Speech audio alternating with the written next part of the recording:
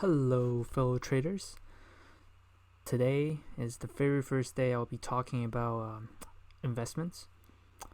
Just a friendly reminder that this channel does not give legitimate advice, so please trade at your own cost and watch it with a grain of salt. A little bit of explanation about the channel name. First is invest. Now, obviously, learning to invest is a passion as well as a skill. I believe that this is something that everyone can be good at when they put in enough time and effort. And this is what this channel is for sharing the knowledge. The latter part, the MR, is obviously the trend of ASMR.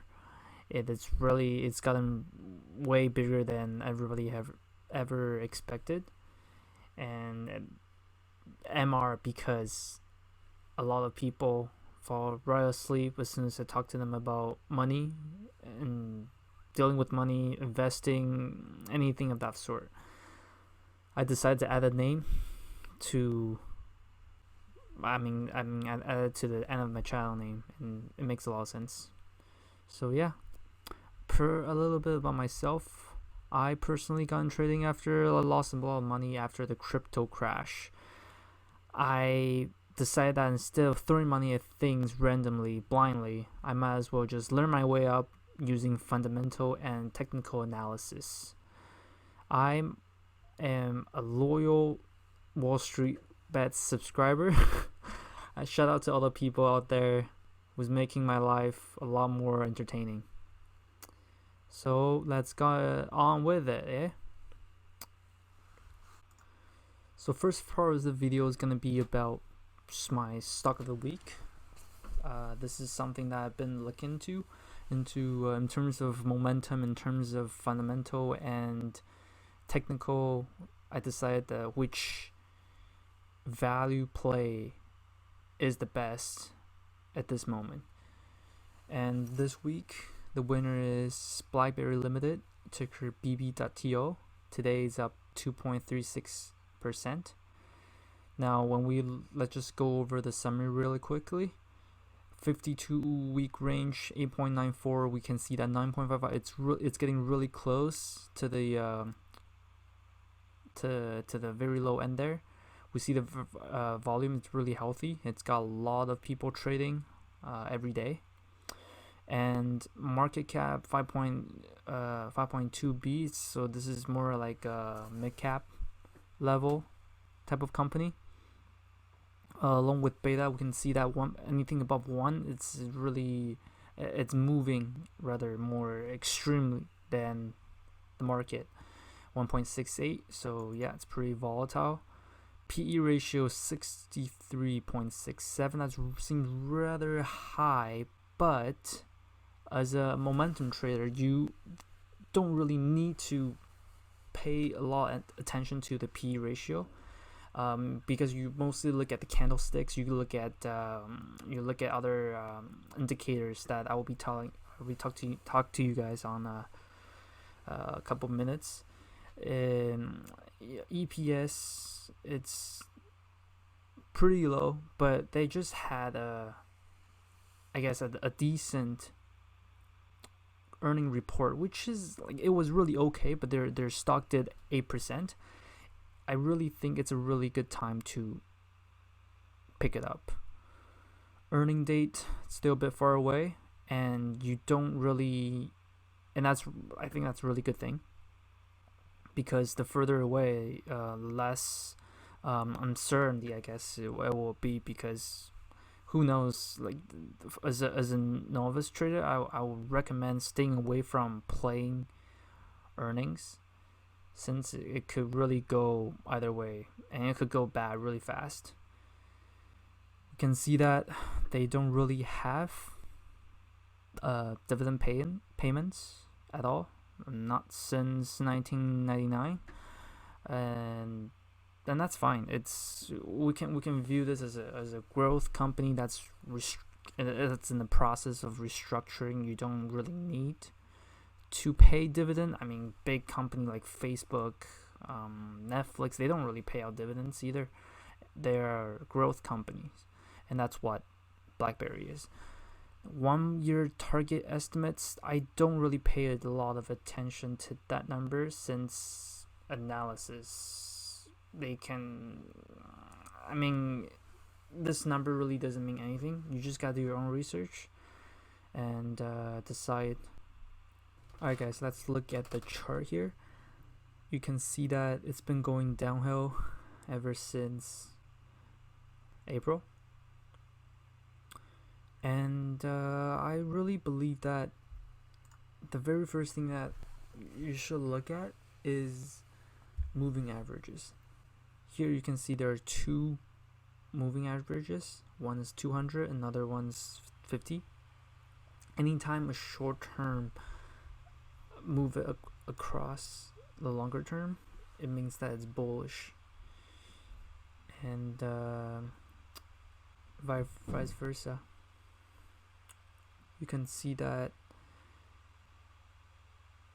when it crosses, it doesn't carry a lot of momentum with it, and it dies, which forms a death cross, and things has been going downhill. One of the best thing about moving averages is that it's really easy to see and it's easy to interpret. However, the disadvantage is that it's a lagging indicator, which means you're not gonna see it coming until it's happened. You cannot always just use one indicator. You have to combine it with maybe 2 or 3 to make your judgment into taking a position. MACD is the very next thing I look for. You can see that if we open up the period, they're all defaults. You can find them all on Yahoo Finance. MACD and signal, these two are really important. As soon as the purple, so MACD, crosses the signal, it's a buy. Let's find it right here. When it crosses, it's a buy. If you buy it at that point and then sell it when it crosses, which is really around here, you're getting pretty good profit just for that span of period. Now, when is going to be the next cross? It hasn't happened yet, as you can see. There's still a little bit to go before they cross, and I would definitely buy it when it crosses, because like stock markets, they're irrational, but one thing you can always expect is that it will have pullbacks. You can see that there's been lower lows and lower lows. You can see that there's always gonna be a little bit of going up and then down, going up and then down. It doesn't go straight down to zero. The stock market doesn't work like that, and I'm counting on this because it's been on downtrend for a while and it could be due for a change. A good thing about MACD is that it's really easy to see, just like MA, and you can easily see where it crosses, when it crosses, and the volume with it, which is denoted by green and red. You can see that now recently there are more green volumes, and that's a really good thing, and it might be signaling it's time to buy. Now that's just my stock of the week based on momentum trading, and yeah. On to the next part about my worst investment. Now, my worst investment happened around 1 or 2 years ago when I purchased shares from Spin Master Corp. That was one of my worst decisions as a trader. I mean, back then I didn't really learn about how to trade. I kind of just threw my money at the stocks without knowing what it takes. I remember I just read an article on Motley Fool, and that's all it took for me to buy it. Basically, the article was saying, okay, this is a really high growth company. You just don't realize it yet. You buy it and you set up for 20 years, and you'll be set. But I just realized I don't want to trade like that. I don't want to just put my money there 20 years down the road, and who knows what's gonna happen. I mean, long term, the market trend tends to go up, but there's no guarantee about that, right? So that's why it's really important to do your own research about how you wanna really approach trading. There are different styles that you can use. You can use the Warren Buffett style, which is the value investing. You can use the momentum trading. You can use the day trading even. Like, that's really up to you. But back then I didn't do anything, and I didn't do any of that. I remember I bought the stock around $52. You can see $52. It's on the high end. And now it's close to the 50-week lows. If I just had a little patience and did my homework before then, I could have saved myself a lot of trouble and a lot of money.